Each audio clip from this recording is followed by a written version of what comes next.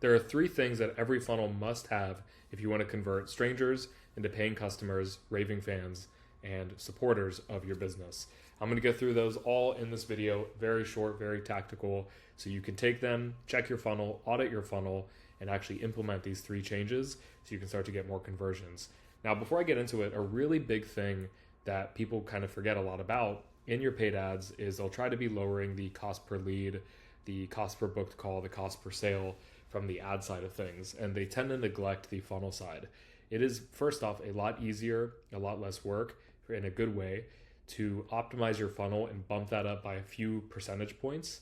And that will actually drop your cost per result, whatever that is, a lot more, a lot faster versus you trying to tweak and do stuff in the creative side, the copy, or the audience side in the paid ad. So it's really important to make sure that you keep a track of tests and of testing as much as you can inside of your funnel with your paid ads and all of your marketing efforts. Because if you're just focusing on one small thing, the funnel is where everyone ends up at the end of the day. So making sure that it aligns with all the ads and making sure that it hits these 3 points that I'm about to cover is very, very important.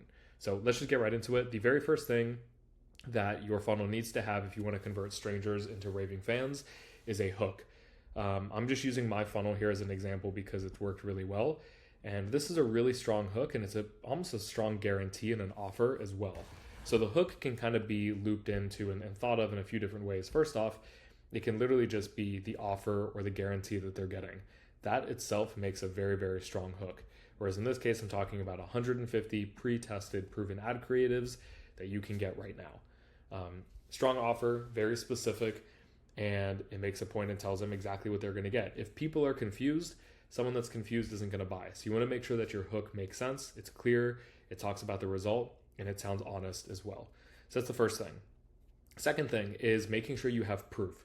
And proof can be a lot of different things. Proof can really just be as simple as testimonials. It can be as simple as case studies or just data that shows that you're legit. So even here, this is a way is proof in and of itself is inside this hook. 150 plus pre-tested proven ad creatives.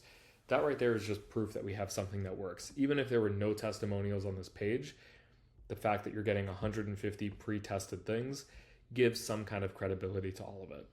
And as well as goes throughout the page, I haven't even gotten into any of the testimonials yet inside of this lander of mine, but it just shows creatives. That again is proof. If people like or dislike the creatives, whatever it is, they can see proof there. The way that you're talking about certain things and the way that you present your offer can also be proof as well. So don't just get stuck on the testimonials or the result. It can also be how you talk about your offer and how you're presenting everything as well.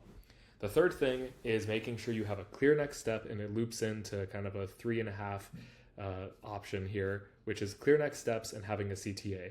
So don't just educate, don't just present them the value, tell them exactly what to do. So you can see throughout the page here, get instant access. Get instant access. I'm littering it everywhere I possibly can. And then when people click, it shows them exactly what they get and it shows them exactly what to do, right?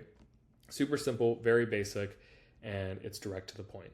So it's super important to make sure that you're hitting those three elements. And there's also multiple things tied into each of those elements. Like with the hook, once again, it's not just about the hook of what you're writing and the copywriting around the hook. It's around the offer. Does the offer even give you a chance to have a good hook in the first place? If not, the offer is probably the issue. Just having a great hook isn't going to be the end all be all. Second thing, like I said, just to reiterate this, the proof, making sure you have testimonials, case studies, and not just that, but actually presenting your offer in a way that makes sense and builds credibility in you is a very easy way that you don't necessarily need to have a ton of testimonials. If you just have the experience, you can prove that out within the ad or within the funnel itself as well. And you can do this in the ads too. And then finally, making sure you have a clear next step, not just educating, making sure you tell them exactly what to do and tell them exactly where to go and what they're going to get.